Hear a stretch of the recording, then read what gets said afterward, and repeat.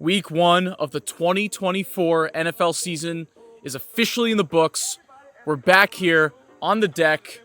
We're going to be back in the studio pretty soon, but it's just so nice out. You might as well just film out here and talk some football.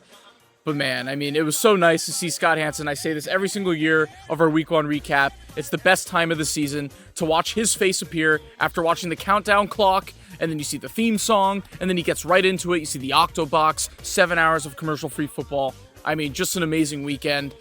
So yeah, you know the title. We're going to get right into it. We're going to recap everything that happened from this past weekend. I mean, you guys know where we have to start. We got to start with the Chiefs, my favorite team.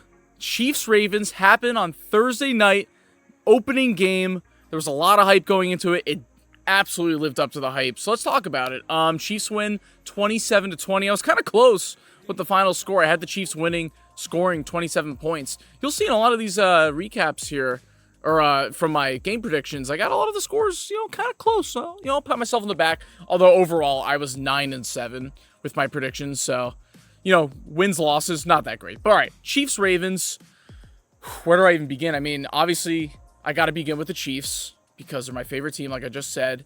I got to watch them for the first time since this clip of me jumping up and down, reacting to McCole Hardman's game-winning touchdown in the Super Bowl. So, yeah, I was sitting in the same spot watching the game. And you know what? Let's talk about the offense first. Obviously, Marquise Brown wasn't in the game to start. We got to watch the debut of Xavier Worthy, who had 3 catches, 2 of them touchdowns. 2 catches, 1 of them a touchdown, and then his other touchdown, he had 2 touchdowns in this game. One of them was on his first touch in the NFL ever. First touch, it was on one of those cool end-around running plays. The speed was unreal just watching him right off the bat. I haven't gotten a rush like that in a while from a rookie player in his first game. That was insane. But I feel like I pinpointed the Chiefs' offense pretty accurately last week. I said that they were going to look slightly better than they did last year. And I said the defense was going to look slightly worse. And I feel like that's right around the point they were at. I mean, they struggled last season in the opener to put up 20 points against a worse defense in the Lions. And it felt like this year, we definitely had our ups and downs. We'll talk about it. They had some moments where, there's still things to work out. Of course, it's your first week. But they put up 27 points pretty, I'm not going to say flawlessly, but it definitely felt a lot smoother than it did last year. So I'm very excited for that. Other guys like Rashee Rice, I mean, we are so lucky that he's not suspended yet. To the people that are like, they're rigging it for the Chiefs by not suspending him yet. No, it's just because we don't know. He hasn't had his court date yet. We just don't know the exact legal consequences he's facing. So they did this with Alvin Kamara. They did this with a few other players before. But yes, we're definitely lucky that has happened because he went out there, 7 catches, over 100 yards already. People are calling him the new slant god. Sorry, Michael Thomas. But yeah, he's perfecting that route over the middle. He was dominating in that game. And yeah, I just really like the look of our offense. It feels like Kelsey can finally take a step back. His back won't be hurting for the entire season trying to carry our offense for once. So to have Travis Kelsey, one of the best tight ends of all time, be a complimentary piece, we're already off to a good start for our offense. So yeah, very excited about that. Patrick Mahomes had a solid game. 1 terrible pass, but we'll let it slide. It's Patrick Mahomes. And then going to the Ravens side, look, it was a very close game. Lamar Jackson, he wanted revenge against us. This was a very important game for this team. They didn't want to come out and just, they didn't want to come out flat, basically. And I would say that the Ravens definitely played better than the AFC Championship game. But look, they lost by 7 points once again. You got to lay it out. What are some of the issues that the Ravens had? Why did they end up losing again? And you got to go back to Lamar Jackson. He was great on the ground, over 100 yards rushing, sure. But although he had a better passing day than the AFC Championship game, he still just plays it way too safe, and he just misses these guys, especially in the red zone when it's most important. Everybody knows, he missed Zay Flowers wide open in the end zone on the second to last play. That was huge. And just the play calling once again. I don't understand what the Ravens and John Harbaugh are doing for the second time in 2 games against the Chiefs. I mean, the opening script was great. That's exactly what they should have done for most of the game. Just giving it, just pounding the rock with Derrick Henry constantly.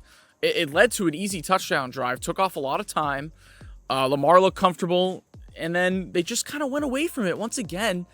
And every time they were passing it, I mean, there was a point where Lamar Jackson's average pass yards per play was like under a yard, which he doesn't do this against other teams. For some reason, they crawl up into a ball, and they just play it way too conservative against the Chiefs. I don't know what happens, but they did it again, and that's one of the reasons why they didn't win this game. And you could just tell there was a lot of sloppiness with the coaching. They weren't getting plays out in time, so they had to waste their timeouts, especially in the second half. That was rough for them, especially when they needed those timeouts later on in the game on their final drive. Just a lot of things where they shot themselves in the foot. And I gotta say, once again, the Chiefs were just the more prepared team out there. And the Ravens, man, like, look, Lamar in his post-conference, very salty. Every Ravens player, very salty. You can tell it's getting to them that the Chiefs just keep on beating them. They're not getting it done in the biggest moments against their team. And Lamar's like, nah, it's not my kryptonite. Not my kryptonite. It sounds like cope to me. I'm sorry. But statistically, they are your kryptonite. The Chiefs would be 6-0 against Lamar Jackson instead of 5-1 if Clyde Edwards-Helaire doesn't fumble the ball late in the fourth quarter in our 2021 Week 3 primetime game. So sorry, Lamar. Yeah, it is your kryptonite. Maybe it's not fully your fault, and I'm not going to put all the blame on you because I just mentioned all the coaching errors.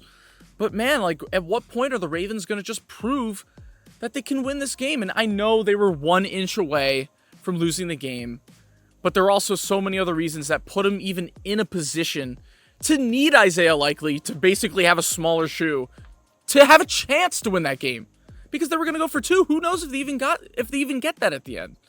So just a lot of issues for the Ravens. I still think they're going to be a very good team. I wouldn't be shocked if this is, the AFC Championship again, because they had a lot of bright spots. But yeah, there were parts on their offense where they just couldn't get it done. The play calling was weak. They didn't give it to Derrick Henry enough. And they just couldn't stop some of our guys, especially Rashee Rice and Xavier Worthy in this opener. So, obviously, personally, extremely happy to start 1-0. We got the Bengals next week. We're going to talk about that in another video for our Week 2 preview.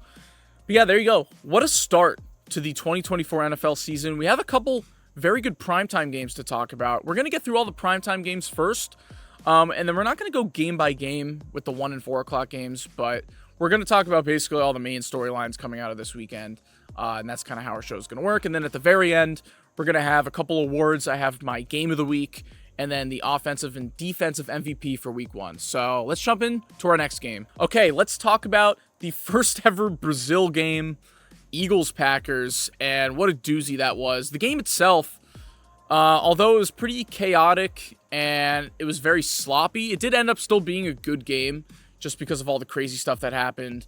A lot of offensive explosion, and it was a close game at the end. So it was still a fun game to watch. Probably not for Eagles or Packers fans, watching them slip time after time on that field. I mean, one of the worst fields we've seen. I mean, Eagles fans already have PTSD of their players slipping on fields from the Chiefs-Eagles Super Bowl in Arizona, but this was even worse. And then Jordan Love gets hurt at the end, too. That wasn't even due to the field. That was due to his knee just popping out of the side. Thank God he's only missing, 3 to 6 weeks? I mean, he could have easily torn his ACL there, so I mean, I was staring down my Bengals-Packers Super Bowl prediction after that injury. I was like, yep, not happening. But no one cares about that. I mean, most importantly, thank God Jordan Love is not severely injured. I just want to see the Packers play healthy this season. I think they're going to be a fun, competitive team. But yeah, I mean, Malik Willis going into the next 3 to 6 weeks, I don't really know, especially the fact that they lost this game.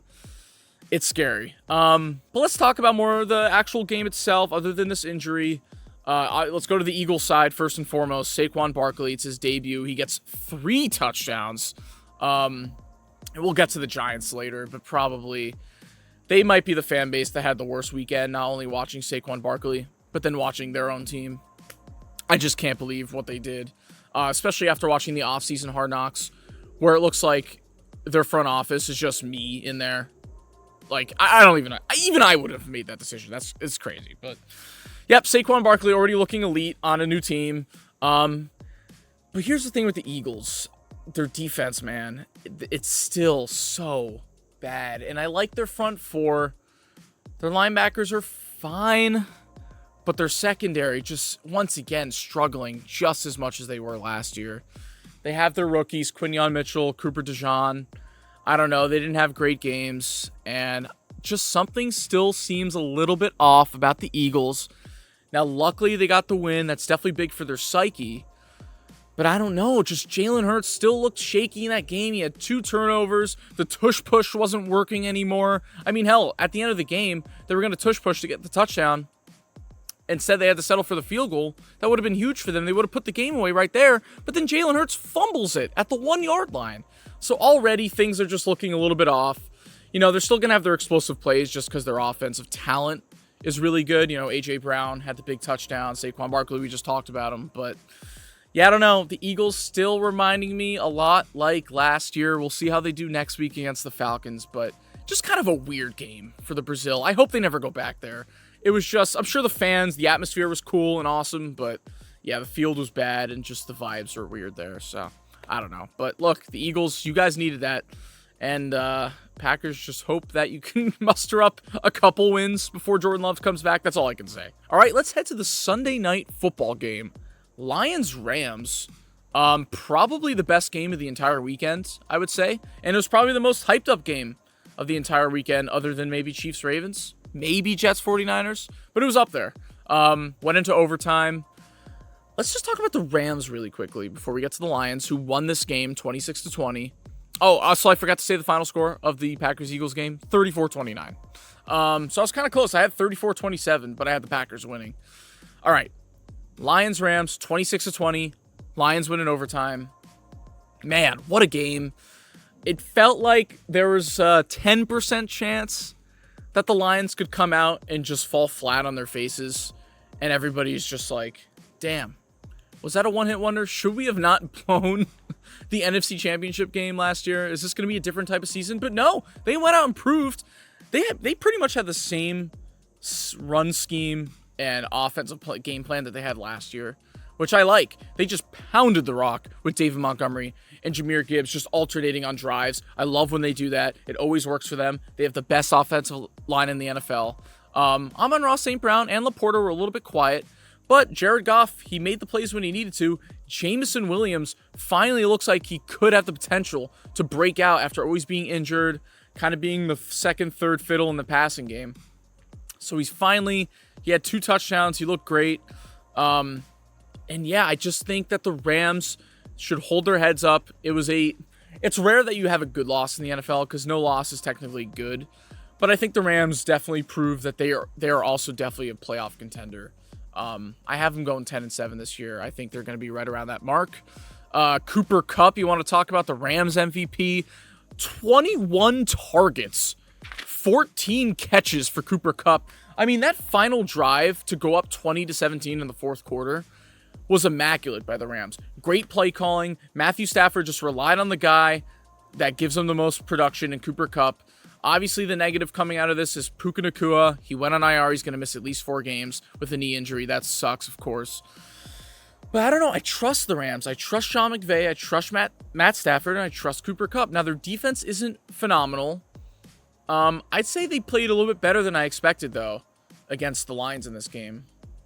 And they were honestly just tired at the end of the game in overtime. And I think it's time to just talk about the overtime rules now. This is ironic coming from a Chiefs fan who definitely benefited from them in the playoffs. Well, also, we actually didn't benefit from them in the Chiefs-Patriots game, so I guess it cancels out. But they changed they changed the overtime rules in the playoffs this past season. We saw that with the Chiefs-Niners Super Bowl. But they got to change it in the regular season. We can't watch this happen time after time.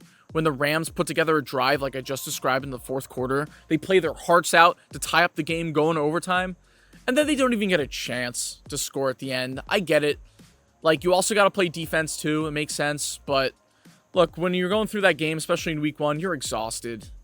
And, the Lions are just the best at pounding the rock like that. David Montgomery just ran all over them to the win. And it would have been nice to see the Rams get a chance. So, yeah, I think enough fans are calling for it now where they're hopefully going to change the rules soon. Yeah, I don't know. It was a great game overall. Congrats to the Lions for coming out in their home opener and not disappointing all of us. So that was nice to see. Okay, and then finally, the primetime game that just happened last night. I was watching it. Jets versus 49ers. The most anticipated moment going into the 2024 NFL season was watching Aaron Rodgers come back, step on the field, and he made it. He made it past his fourth snap. Now, which was kind of funny because his fourth snap ended in a Breece Hall fumble. So it was still a disastrous fourth snap for the Jets this year. But it was 1 million times better than what happened last year. He played the full game. Once again, I was completely right with Aaron Rodgers in his performance and my prediction. I just thought he was going to play average. He was going to have his ups and downs. He was 13 of 21, 167 yards, 1 touchdown, 1 pick that wasn't really his fault either. He had a couple really nice throws, and then they had a bunch of drives that just fell flat. And I had the Jets losing, scoring 19 points, which I was right. Because at the end of the day, even if Aaron Rodgers does come back and looks like vintage Aaron Rodgers, I just don't think the Jets have enough talent offensively to compete with not only a healthy 49ers defense, but I know they were missing Christian McCaffrey. The player of the game, almost of the week, Jordan Mason, easily. Backup running back for the 49ers, getting his first NFL start because Christian McCaffrey was out. Phenomenal. I believe he had over 140 rushing yards on, it was like 28 attempts. He had a touchdown. He had a touchdown get called back as well. I mean, he just looked phenomenal. And if there's one thing you could always trust with the 49ers, it's their run scheme to still work, even if your star player is injured. Like, whoever comes in as a backup is going to be successful. That's due to Kyle Shanahan's, play calling and the offensive line as well. They just know how to run the ball. So I wasn't even worried about Jordan Mason, but he definitely exceeded expectations, and he was great. He was probably the best player on the field that day, or yesterday, I should say. And, the 49ers just flat out earned it. I think it was just a really tough matchup for the Jets going into their first game. They don't really have a lot of chemistry. All they have is just training camp to build their chemistry on. This is their first time with Aaron Rodgers. They finally got a full game out of them. Their defense too, Whoops. All right, restart that. And then their defense too, it felt like they collapsed, but at the end of the day, I wouldn't feel too bad. It's the 49ers. They're one of the best teams in the NFL. I said if they were going to be healthy, they were going to be 14-3. So, tough look for the Jets, first off, but I wouldn't be too worried. They play the Titans next week. I think that's a good bounce back. Then they play the Patriots at home, so they could definitely start off 2-1. I didn't expect them to win this game. I thought Aaron Rodgers had some highs. The offense had some lulls, not lows, but lulls, because they punted a lot. And, look, the 49ers at the end of the day, it's just a tough matchup to start.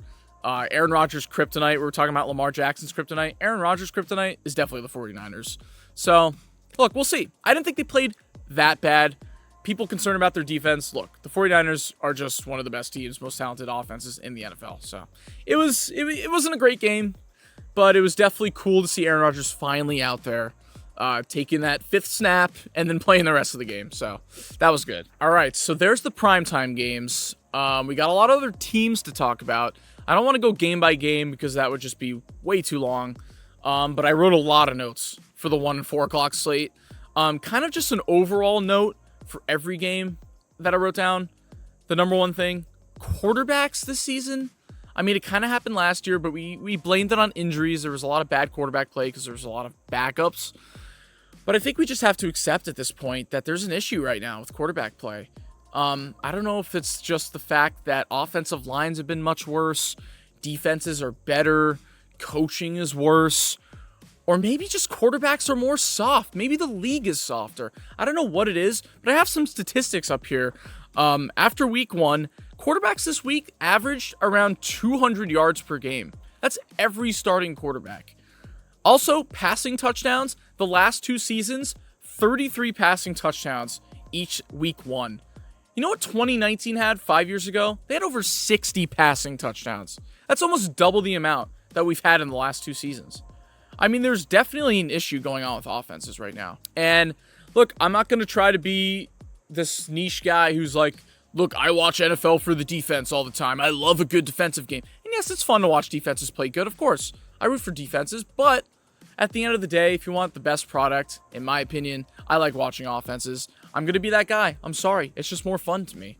And I just noticed right now, even your league average to above average quarterbacks, it just feels like a lot of the gameplay, not only in this week 1, but the last season or two, is just sloppy. I think the point I mentioned with the offensive line is definitely one of the biggest ones.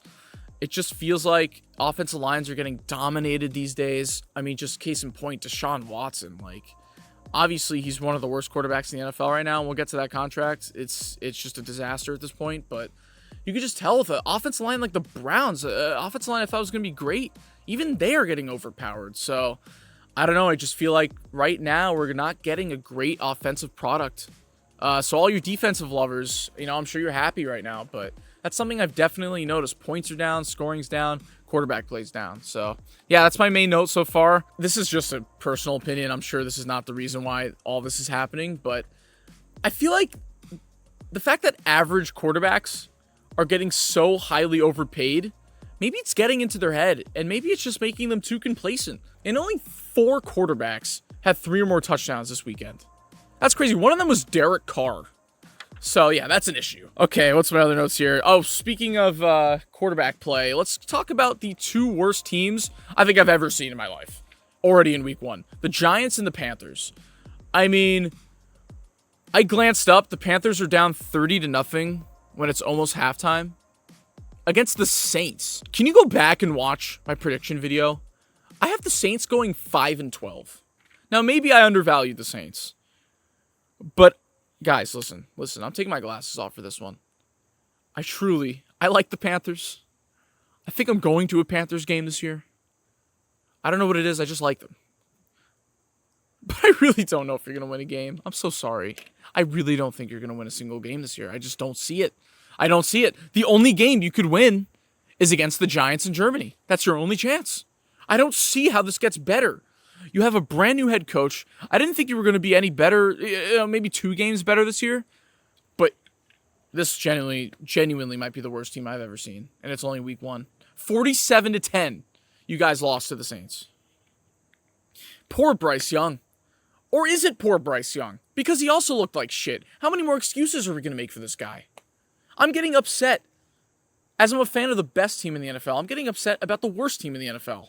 That's how much I care about football. I mean, disgusting. Just disgusting to watch those 2 teams. Let's talk about the Giants as well. I mean, Daniel Jones. Any Giants fan friends that are listening to this podcast, shout out. I've told you guys already. Like, why did you pay him? You never listened to me. I get it. It's the guy you're going to root for. You were just coming off of a season where you finally made the playoffs, and it was his best season. But 40 mil, no. I said that was not worth it. I knew he was going to be a bust. I knew he was going to be a bust when he was drafted in 2019. I've said this since the start of this podcast in 2020. And he just gets worse now. Like, there's no more excuses for the Giants. You're wasting one of the best defensive line units in the entire NFL. That's the only good part of this team. Malik Neighbors is out here. He's still at 66 yards receiving. Not bad.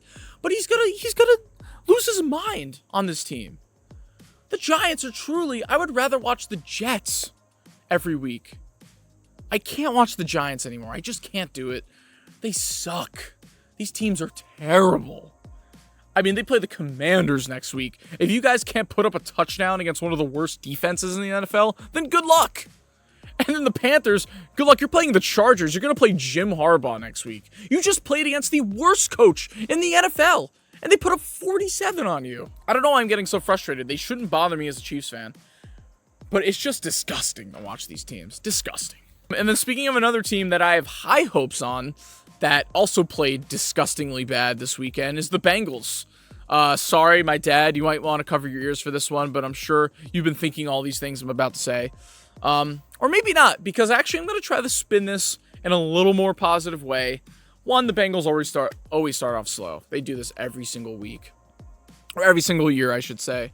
They play the Chiefs next week, so they could definitely start 0-2. But listen, if you compare it to last year, they lost 27-3 against the Browns, and this time they actually scored a touchdown. They didn't have T. Higgins or Tyler Boyd this time, so maybe they're actually not as bad as you thought. I don't know. Why is my voice getting so high? I don't know what's going on. But man, yep, the Bengals, that was definitely one of those games that you're going to look back at the end of the year, and if you're fighting for a playoff spot in your division, you're going to be like, how the did we lose that game? Sorry, maybe bleep the I don't know, but just how did you lose that game? I'll tell you how you lost that game. Your run defense is terrible. Your coaching is terrible. My dad has been ranting to me about this yesterday. How have you guys not done anything about your offensive line coach? He's been there for years. You keep signing these players that are solid players, and it feels like they always get worse when they join the Bengals. Every single year. I don't know, there's a lot of things to work out with the Bengals. You know, you could put it on Joe Burrow, sure, whatever. But, you know, they had that unlucky play, the fumble with Tanner Hudson. Tanner Hudson had a bad day. He had a drop as well. Mike Gesicki's touchdown got overturned. Just a lot of shit happened with the Bengals this weekend. And, you know, congrats to the Patriots. I still think you guys are going to win 6 games max. But, you know, it's a nice win for Gerard Mayo in his first game. I'll give you that. The run game looked good with Ramondre Stevenson. The defense looked good, but how much is that on the Bengals just never being prepared for week 1? I don't know. And then Jamar Chase gets out there. He's not even paid yet. It's just a disaster. The vibes are terrible. I picked them to win the Super Bowl this year, so I hope things change. Well, I hope the Chiefs win, obviously, but in terms of me being right, I hope things change. Just a tough watch there with the Bengals, but I wouldn't be worried. I really wouldn't be worried. They play the Panthers in like week 4. That's definitely a huge bounce back game. I'm not sure who they play in week 3, but they'll be fine. They'll be a playoff contender. I'm not too worried. They do this every single season, so we'll see what happens. But that was definitely rough. Okay, and then let's talk about, for a minute here, about the rookie quarterbacks. They finally got out there, played their first games. Only 3 of them, though. Caleb Williams, Jaden Daniels, Bo Nix. Let's start with the man that went first overall, Caleb Williams. His team won, which, by the way, I got the Titans-Bears prediction exactly correct. I had the Bears winning 24-17, so there you go. I already have 1 correct on the season, but... yeah, Caleb Williams, what was it, 9 completions? There were 14 completions, something like that, but only 93 yards, 92 yards, under 100 yards in your start. You can go through the list of quarterbacks that did not play well in their first start or even their first season. There's plenty of great quarterbacks out there, so I'm not going to panic, obviously. But yeah, not a great showing. Sucks to be any fantasy owner of some Bears players. Just did absolutely nothing in this game. And yeah, Caleb was carried. I mean, everybody would agree. I don't think this is controversial at all. Caleb was clearly carried by his defense and special teams in that game. Props to the Bears for turning it around after being down, what was it, 17-0, 17-3. And then Will Levis just falling to his knees after throwing a pick 6. One of the funniest things I've seen here in week 1, or even in quite some time. I feel like Will Levis is just going to be the new Jameis Winston. He's going to throw a couple bombs per game and then a pick 6, and then he's just going to look funny. So... yeah, the Titans kind of just Titans that one. And, yeah, Caleb Williams, hopefully you play better next week. You guys got the Texans in Houston on Sunday Night Football. It's a tough one. Jaden Daniels, great for fantasy. And then he kind of just went out there and, look, he looked like a rookie. All the rookie quarterbacks looked like rookie quarterbacks, which is not necessarily a bad thing. It's kind of what you expect. It's very rare that a rookie goes out there and dominates in his first game. Even C.J. Stroud last year played bad in Baltimore. Thought Jaden Daniels did some nice things on the ground, though. He had 2 rushing touchdowns, 88 rushing yards. I believe he only had maybe like 1 turnover. I could be wrong on that, but I didn't think he looked terrible. Bo Nix, another, speaking of Jameis Winston, I feel like he just already off the bat is just throwing wild interceptions. He's very confident. He had a fun rushing touchdown. I'll give him that. But, yeah, just another guy who definitely looked like it was his first NFL game. That was a weird game, by the way. Seahawks-Broncos, 2 safeties by the same team. And then Geno Smith has a 40-yard rushing touchdown. I don't know. It was an odd game. But, yeah, look, rookie quarterbacks, I'm not going to panic on any of them yet. But they definitely looked like rookies in that game. So there you go. All right, quickly, I just want to mention something. I said I would update you guys on my fantasy team every week. I don't think I want to. I really don't think I want to. I'm going to mention it this week, but there's a reason why I don't want to do this anymore. Maybe if I make the playoffs or if I'm getting close to making the playoffs, I'll mention it again. But just know, listen, I'm a Chiefs fan, so I'm very, very lucky in terms of football. So, you know, you can't have it all. You have to even it out somewhere. You look at the Bijan clip from last year, I was freaking out. A lot of stuff like that has happened to me over the years with fantasy football. In 2019... I blew a 60-point lead in the semifinals in a 2-week playoffs to lose the league. In 2020, Nick Chubb stepped out at the 1-yard line to eliminate me from playoff contention. In 2021, Mike Williams had a garbage Hail Mary touchdown to eliminate me from fantasy playoff contention. In 2022, I was 0.5 points away from making the playoffs. Last year, I actually made the playoffs. It was my best year. I won a playoff game, but we also have the Bijan week, which is infamous. This week, I was watching the Jets-Niners game last night. I was definitely going to lose. Like, I was down like 10 points, and the person I was playing against had Jets defense, and Brandon Ayuk, who was terrible. It was the last 49ers drive of the game. Jordan Mason just had about a 30-yard run. Jets defense had like -2 points. And then I checked the app. I'm like, holy shit. I'm up by 0.7 right now. This is a miracle. If I win this game, things are absolutely different this season. I'm actually getting lucky for once. And then I made the mistake of giving my hopes up, texting people, and being like, wow, I can't believe I'm actually about to win this game. And then, sure you know it, third down, I thought the 49ers were going to run the ball. I was easily going to win this game by 0.7 and be happy today. And, oh gosh, I don't even want to relive this. Just Brock Purdy decides to roll out, and instead of throwing it away, I get it, he wanted to get the clock running, it was smart by him, whatever, props, but they should have just ran it if they were going to do that. He rolls out, he's like, I can't find anybody, he just falls to the ground, takes a sack. That's 1 point. I lost by 0.3 in week 1 already. Off to a horrible start. I don't even have any props for you guys. Last year I brought out the medicine, the Tylenol. I'm just sad. There's nothing I can even do at this point. So I'm not even going to freak out anymore. This is as angry as you're going to see me get about fantasy this season. I'll let you know if I'm close to making the playoffs weeks down the line. But I had to get it out. I had to let people know what the happened to me again. I don't understand it. But it's fine. I'm a Chiefs fan. I'm just going to root for the Chiefs. I'm going to be happy in that sphere, okay? Fantasy's not for me. But yeah, of course it happened. Of course. So, yeah, just another thing to tack onto the list of the last 6 seasons. Thanks. Anyways, nobody gives a shit about my fantasy team, I'm sure. But it felt nice. It felt nice to get that out, so thanks. Finally, let's get to our weekly awards. This is going to be a new segment. We're going to talk about our game of the week, and then we're going to give out an offensive and defensive MVP award. So this should be a lot of fun. For the game of the week, you know, I obviously just mentioned how good Chiefs, Ravens, and Lions, Rams was, but I figured I'd pick another game just because we didn't even mention it so far in this week 1 recap. Texans, Colts. I'm going to have that be the game of the week. I was lucky enough to watch the entire game on one of my TVs, and it was a lot of fun. It was a big plays back and forth between the offenses. Anthony Richardson only had 9 completions, but over 200 yards, 3 total touchdowns. Probably one of the top 10 throws I've seen in the last 2 seasons. That touchdown pass for 60 yards to Alec Pierce. Amazing. I mean, Anthony Richardson, although he's not very accurate most of the time, obviously besides that throw, he just has some great splash plays. I hope he stays healthy. He's such a fun quarterback to watch already. CJ Stroud looked good. Very solid offensive performance for the Texans. They got the win 29-27. I had Joe Mixon, speaking of my fantasy team. He was great. He looks faster than I've ever seen him look. Maybe that's the fact that he's just not behind the Bengals offensive line finally, so he actually has space to move. But overall, just a shootout, fun plays, great offenses. Caden Bullock, rookie for the Texans, had a great diving interception as well. That was a fun play to watch. But yeah, CJ Stroud versus Anthony Richardson. I'm definitely looking forward to that matchup for years to come. And yeah, that's my game of the week. I had a lot of fun watching that one. And then the offensive MVP. Another team I didn't really mention. I'm going to go with Baker Mayfield of the Bucks. He was 24 of 30 for 4 touchdowns. Nobody's talking about it.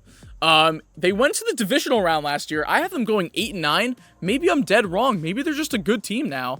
I don't think Baker's going to play like that every week, obviously, especially against, it was against the Commanders defense, which is not very good. But man, 4 touchdowns in your debut after getting paid by the Bucks. I felt like this was just one of those times for Baker to slip back into his old ways and just make mistakes again. But it really looks like he's matured, and he's just such a great quarterback now to watch. He's so much fun. Browns fans, I hope you're not listening to this part because, yeah, it's probably tough to watch Deshaun Watson do what he did against the Cowboys. Shout out Cowboys, by the way. Very good game. Great defense. To watch what he did and then watch what Baker Mayfield did, putting up 4 touchdowns, just absolutely devastating. So, yeah, props to Baker. He's probably the leading MVP right now, which is just week 1, but it's just funny to think that. And then finally, our last thing of the video, defensive MVP. I am going with TJ Watt. Also didn't talk about Steelers-Falcons. I feel like I'm really covering the bases with all these segments here. Just an absolute game wrecker. Multiple forced fumbles, multiple sacks. He's basically the entire reason why they won that game. Him and Chris Boswell. They scored 6 field goals in 1. That's the most Steelers way to win a game of all time. Just great defense, special teams, and TJ Watt carrying your team like he has been for the last 4 seasons or whatever, however long it's been at this point, 6 seasons. So, yeah, I mean, TJ Watt, he's definitely up for defensive MVP. Should have won it last year. Should have won Defensive Player of the Year. So, dominant game from them. And yeah, we're gonna work this out week by week. Maybe we'll add some new segments every episode. Kind of interchange them. I like the awards, but man, I can't believe we already got through that. That was week 1 of the NFL. Look out a couple days later after this post. We're gonna have our week 2 preview and predictions. Maybe we'll have another video come out. We're just going to keep working this out week by week. It's going to be a lot of fun putting out this content for you guys. We're finally in it, the midst of the NFL season. I'm your host, Sam Gold. Please look out for more videos. Like and subscribe. Follow us at First and Gold Pod on Instagram, TikTok, and now Twitter. We have a Twitter, so look out for that. And yeah, just keep watching these videos. We love you guys. We'll see you next video. Goodbye.